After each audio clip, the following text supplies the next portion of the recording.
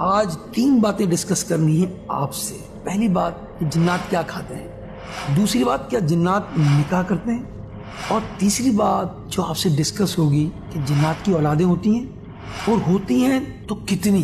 سیدنا جابر بن عبداللہ رضی اللہ تعالیٰ عنہ سے روایت ہے کہ نبی کریم صلی اللہ علیہ وسلم کے پاس وہ حاضر تھے کہ ایک سانپ بارگاہ رسالت میں حاضر اور اپنا منہ نبی پاک علیہ السلام کے کان مبارک کے قریب لے جا کر اس نے کچھ کہا تو حضور علیہ السلام نے فرمایا ٹھیک ہے۔ میں نے حضور علیہ السلام سے پوچھا تو فرمایا کہ یہ ایک نیک جن تھا جس نے مجھ سے یہ درخواست کی کہ اپنی امت کو آپ حکم فرمائیے کہ وہ لید اور بوسیدہ ہڈیوں سے استنجا نہ کیا کریں، یہ دونوں چیزیں جنات کی خوراک ہیں۔ سو ویورز، جب جنات کسی ہڈی یا گوبر کو اٹھاتے ہیں تو وہ ہمارے لیے تو ہڈی اور گوبر ہوتا ہے، مگر جنات کے لیے اس ہڈی پر گوشت اور گوبر میں دانے یا پھل ظاہر ہو جاتے ہیں جو ان کی خوراک بنتے ہیں۔ جن کی اور بھی غذائیں ہوتی ہیں، جیسے کہ امیر المومنین سیدنا عمر فاروق رضی اللہ تعالیٰ عنہ نے جنات کے چنگل سے چھوٹ کر آنے والے ایک انصاری صحابی سے جنات کی غذاؤں کے بارے میں پوچھا۔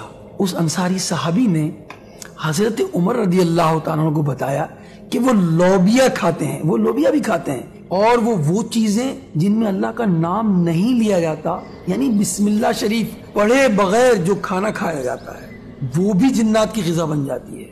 تو فاروق اعظم رضی اللہ تعالیٰ عنہ نے جنات کے پینے کے متعلق سوال کیا تو انہیں بتایا گیا کہ وہ جدف پیتے ہیں۔ ناظرین، جدف کیا ہے؟